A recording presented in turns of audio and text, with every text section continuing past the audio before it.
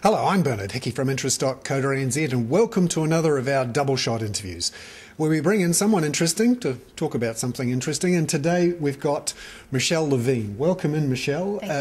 Michele is the CEO of Roy Morgan Research, who've just completed their State of the Nation report. It's a survey that's done every year in New Zealand and in Australia, looking at the attitudes, the opinions of New Zealanders. Tell us first, Michele, about the State of the Nation report and the survey that goes in underneath it in terms of numbers of people you talk to, how you talk to them, that sort of thing. Well, this is a survey that's been going for some time, and over the last 10 years we've done about 120,000 interviews in New Zealand. So we're tracking the big trends. Essentially it's done with a telephone, and then people fill in a diary and fill in their answers to a whole range of questions. But it enables us to see the big trends that are happening in New Zealand and compared to other countries. And over a long period of time too. Over a long period of time, yes. It's interesting to see a snap poll, what's happening, but really you start to see huge movements and trends, and then things that are just like flavour of the month every so often when you do a long-term survey. And one of the focuses in this survey is on the 55 plus age group in New Zealand.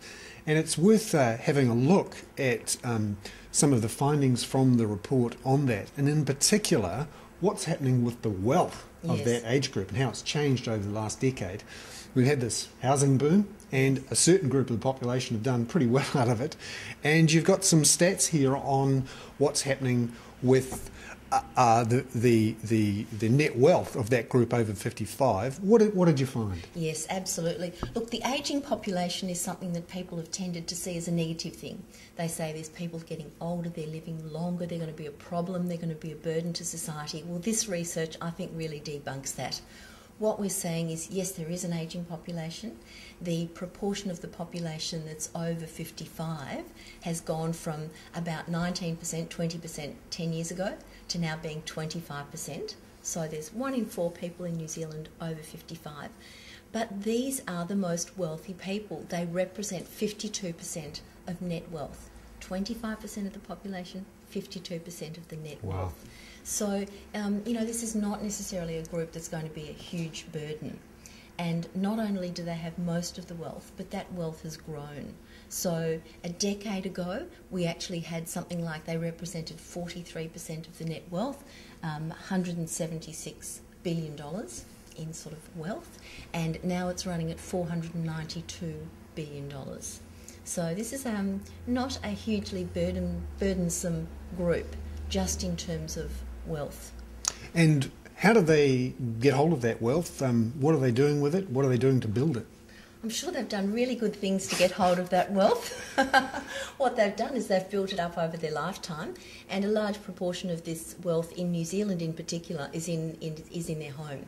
So it's around 70% of that wealth actually lies in the person's own home. I have to say that's a bit higher than Australia, where it's more like the 50s.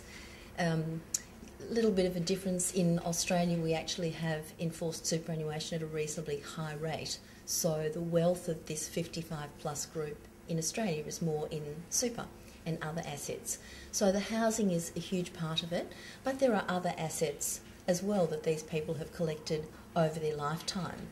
And the other important thing is, not only have they amassed wealth, they're still doing it. They're still working. These people are contributing to the economy and to the society by continuing to stay in work for even longer periods. And what has this wealth done to people's spending patterns, or has it done nothing? Well, what we see now is we see that the 55 plus people are actually working, they're spending more than younger people in a range of categories. So they're more likely to go on holiday, they're more likely to be renovating their house, they're more likely to be buying a new car. And then if you look at that subgroup of 55 plus who are still employed, it's like a double whammy. They're much more likely to be doing that spending. Probably the only area that they're not outspending their younger counterparts is in things like mobile phones and those sort of techno gizmos. They're into that, but not with the same, not quite so much as younger people. No wonder the Rolling Stones are so wealthy. Yeah.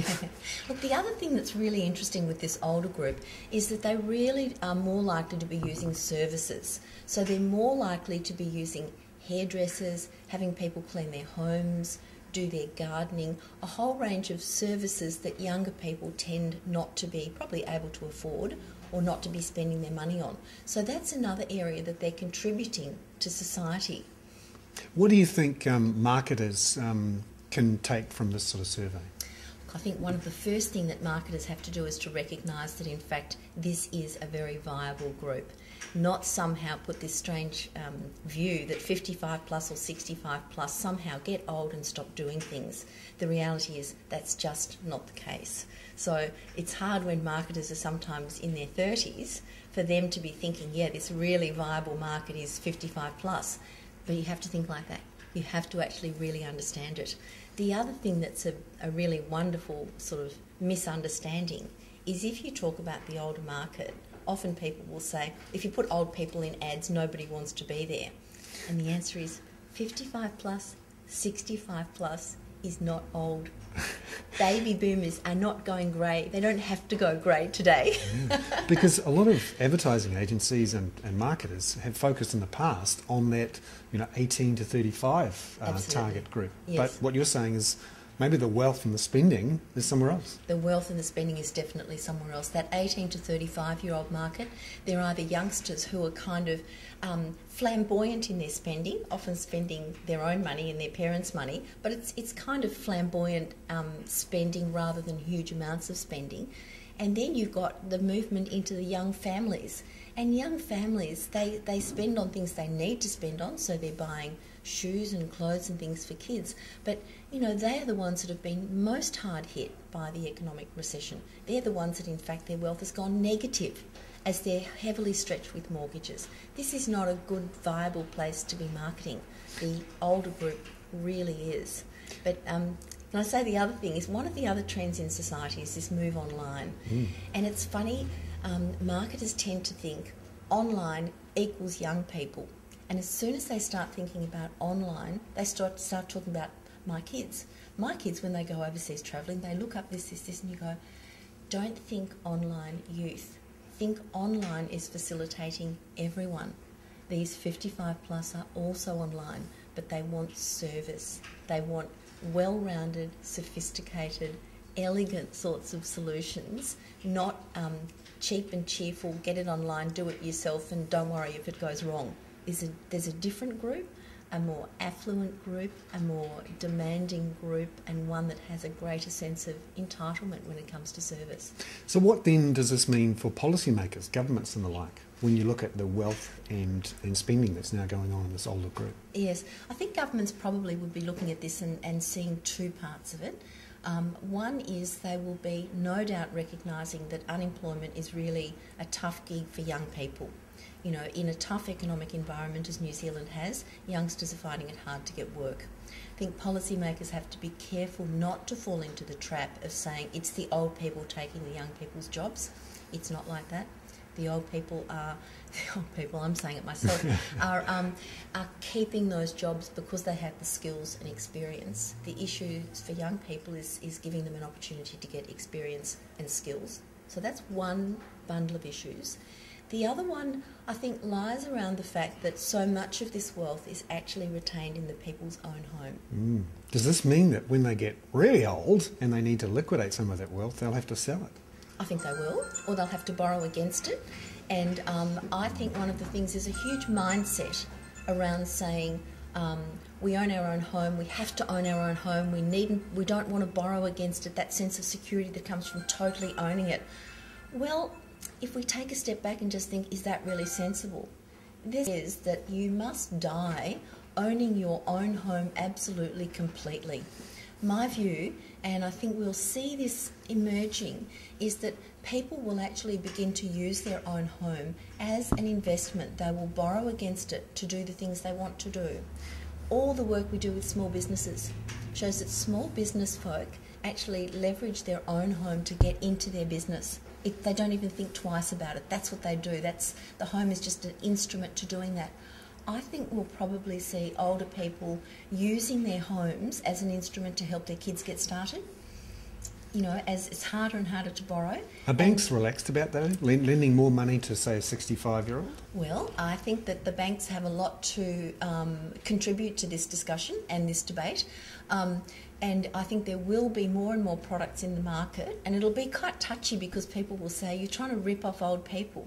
But the reality is, I think if there are products available that enable people to use their own home and leverage it to do other things that they want to do, because the banks have created products that make it a sensible and valid and safe thing to do, I think we might see that mindset changing and more money being available in the economy to just drive things around. Fantastic. Michele Levene there, the CEO of Roy Morgan Research. Thank you very much, Michele, for coming in. With the State of the Nation report, looking in particular at 55 plus. I'm Bernard Hickey. That was another of our double shot interviews on interest.co.nz.